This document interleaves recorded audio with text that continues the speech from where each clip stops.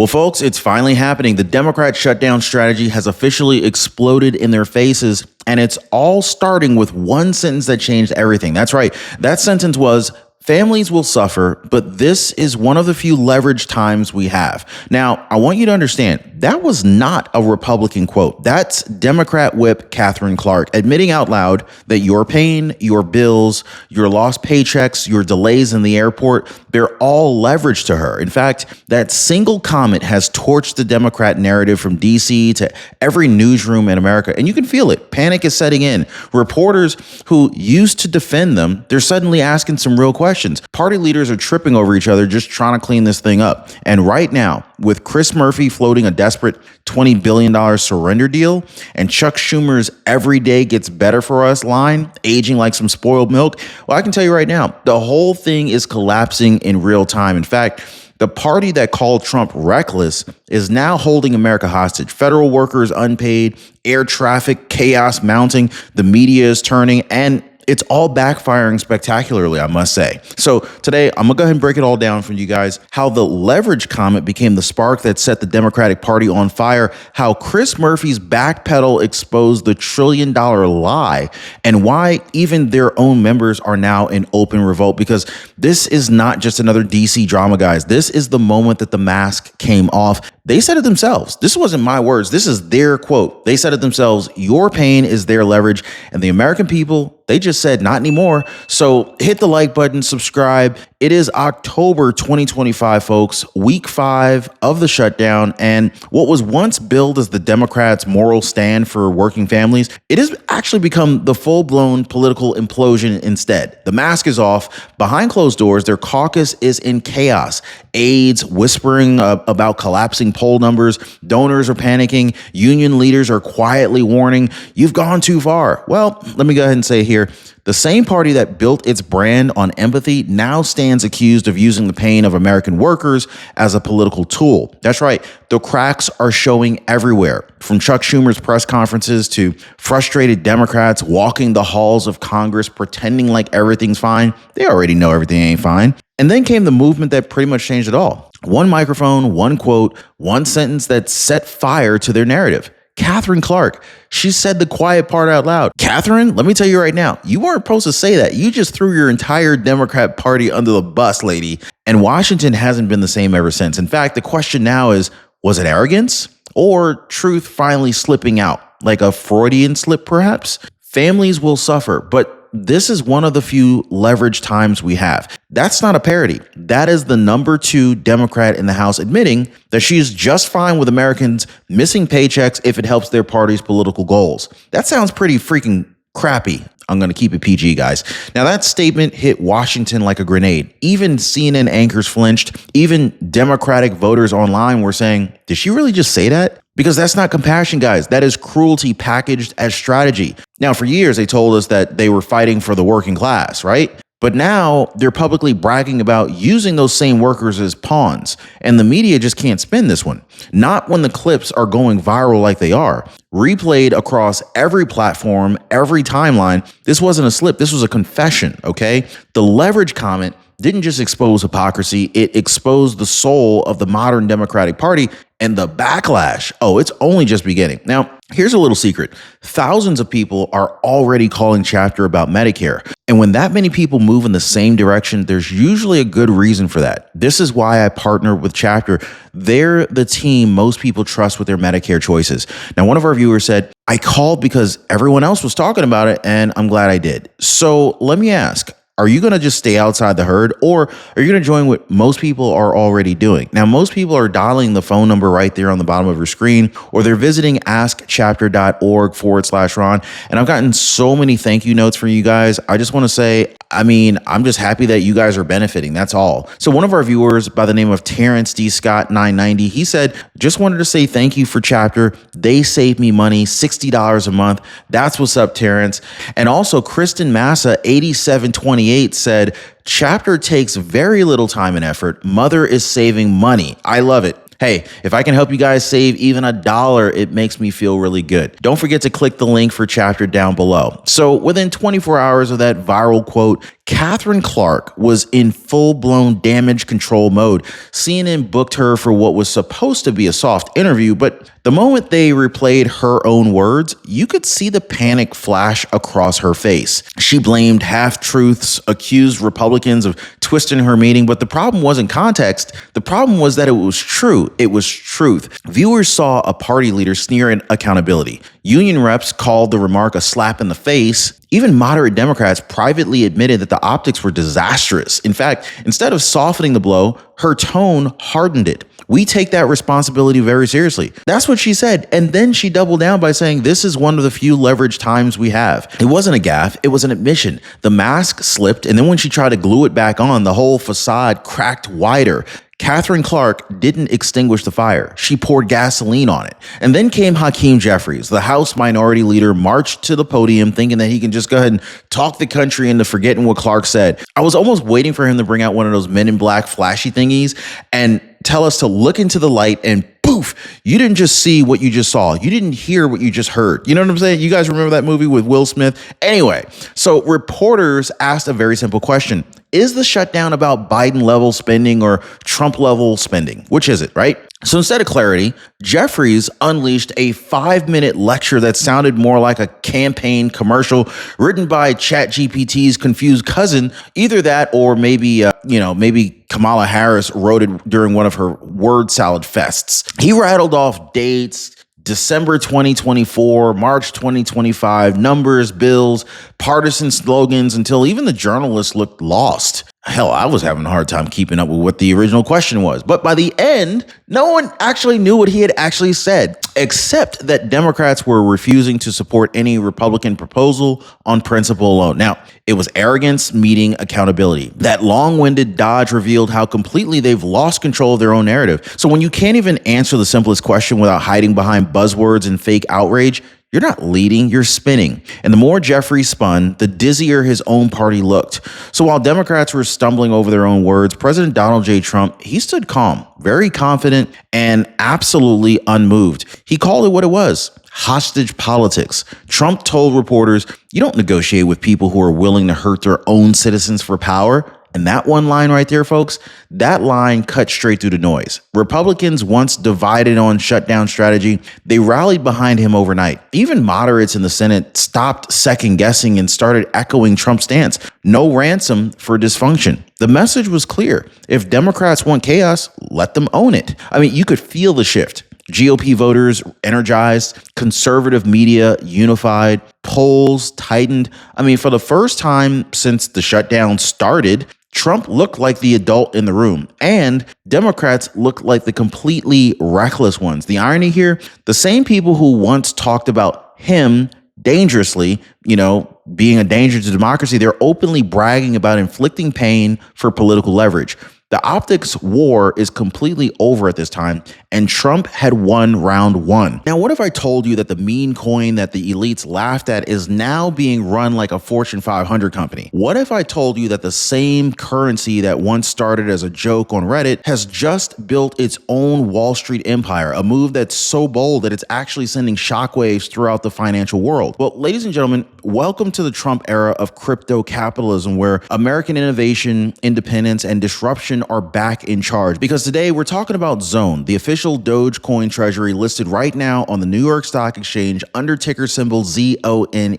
And right alongside it, the Dogecoin Foundation's corporate arm, House of Doge, is trading on the NASDAQ under ticker symbol TBH. Now, this video is sponsored on behalf of CleanCore, the parent company powering Zone and redefining what financial freedom looks like in 2025. Now, think of it this way. If MicroStrategy built Bitcoin's institutional future, Zone is doing it for Dogecoin. Now, here's a twist. While MicroStrategy stores Bitcoin, Zone builds, grows, and multiplies Dogecoin. Led by Chairman Alex Spiro, yes, Elon Musk's own lawyer, and CIO Marco Margiotta, a payments veteran who sold his last company to Fiserv for $270 million, Zone is executing faster than anyone had expected. In fact, in just weeks, the official treasury accumulated over 710 million Doge, with more than $20 million in unrealized gains means they're targeting a full billion Doge within 30 days. Backed by powerhouses like Pantera Capital, Mosaics, Falcon X, and GSR, Zone raised $175 million to make Dogecoin a global reserve asset held securely by Bitstamp by Robinhood. Now, this isn't crypto chaos. It is organized financial warfare against the same broken system that President Donald J. Trump has warned us about. So while the establishment weaponized inflation, Zone and the Dogecoin Foundation are building the rails for a parallel economy, one rooted in sound money, transparency, and freedom. And with House of Doge driving payments, ETFs, and merchant adoption, Dogecoin isn't just a meme anymore. It is a movement with muscle. Now, before you rush to buy, I want you to remember, I'm not an investment advisor, and this is not investment advice. Always do your own due diligence before making any financial decisions. But one thing is very clear. Zone isn't just holding Dogecoin. It is holding the keys to its future. Like, subscribe, share this, because history is being written, and this time it's written in Doge. And just when you thought the Democrats couldn't get any crazier, well, they did. Now, then came the knockout punch, guys.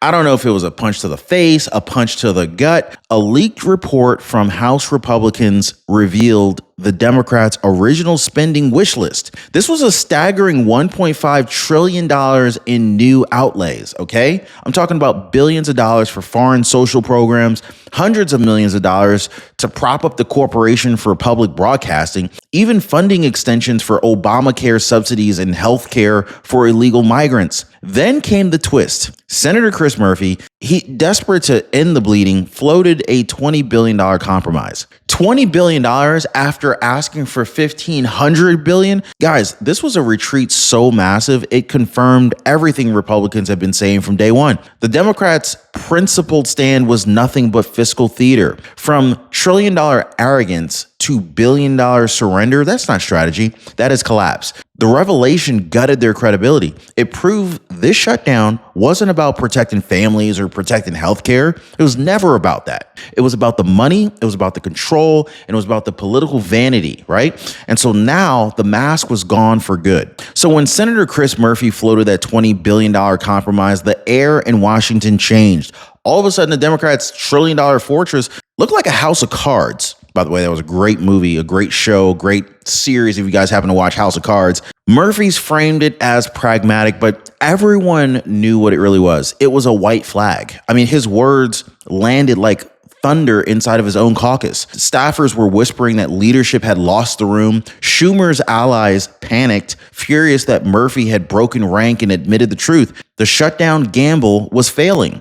Now, Republicans seized on it instantly. You see, even they know that they have lost. That's what Trump posted that same night on Truth Social. Cable news lit up with the phrase billion-dollar surrender. In fact, the Democrats' moral high ground vanished overnight. Murphy's half step was supposed to buy time, but instead it exposed the entire bluff. You could practically hear the dominoes were falling. The narrative of the Democratic unity cracked wide open, and for the first time since the shutdown began, the world saw who was actually negotiating from strength and who was begging for an exit. Now, after Murphy's stumble, the internal war began. Moderates like John Fetterman wanted nothing to do with the shutdown anymore. In fact, you could almost just see John Fetterman looking for the exits, trying to leave the Democratic Party because it is looking like a complete failure and a complete collapse. Members from purple districts started calling for realistic compromises to protect their re-election chances. Behind closed doors,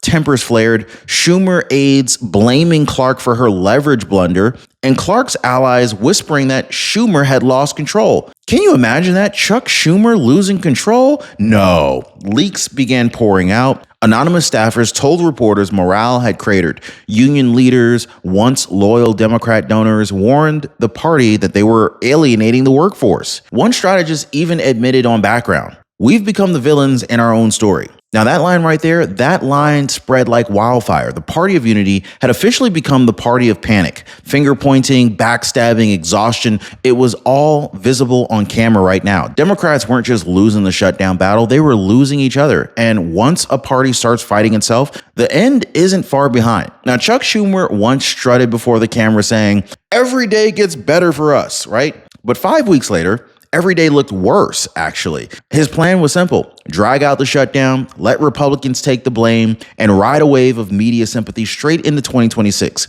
That was their plan. But here's the thing, guys. Americans aren't buying that crap anymore. The polls are flipping. Federal workers, small business owners, even moderate Democrats, they saw straight through the act. Schumer's strategy was built on pain, manufactured pain, and the longer it went on, the more obvious it became. Reporters stopped asking how long Republicans would hold out. Then they started asking when the Democrats would cave. So what Chuck Schumer called leverage had quickly turned into a political quicksand trap. He looked like a man that was sinking while pretending he was surfing. Every soundbite aged overnight. Even every appearance looked desperate. I mean, the myth of competence was gone. Schumer didn't just miscalculate the shutdown. He detonated his own credibility on live television. That is when something rare happened. The mainstream media blinked. Outlets that usually protect Democrats started running headlines like, Dem leaders struggle to justify shutdown pain. CNN commentators questioned Catherine Clark's leverage logic.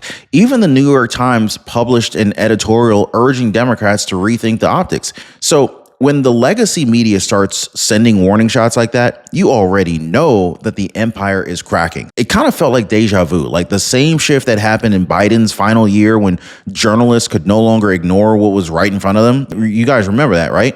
Once the press smells blood, they turn on you real quick. And this time, it's not just the ratings, it is survival. Networks that spent years carrying water for the left, they're finally realizing defending this shutdown could sink them too. So now it's kind of like, okay, mayday, mayday, abandoned ship. The cruise ship is going down. We're sinking, right? The wall of silence that once shielded Democrats had shattered. And so with the cameras turning against them, there was nowhere left to hide. Now, outside this whole DC bubble, America had already made up its mind. Families are missing paychecks.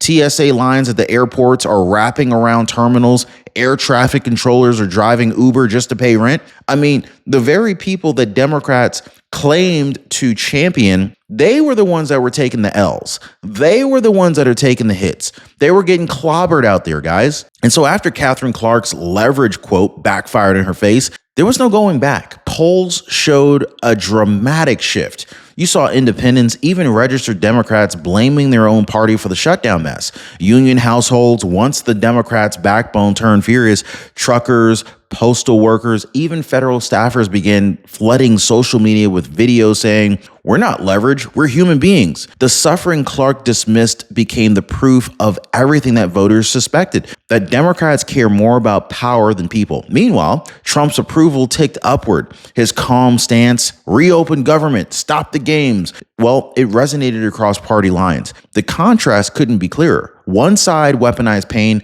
the other side promised relief, and America was done playing hostage. And so by the final week of October, it was over. Democrats in disarray, moderates defecting, media retreating, and Chuck Schumer's cornered by his own arrogance. The leverage strategy that was supposed to pressure Trump, well, let's just say it crushed their own party instead. Quietly, backroom calls began how to reopen without admitting defeat. But everybody already knew the truth.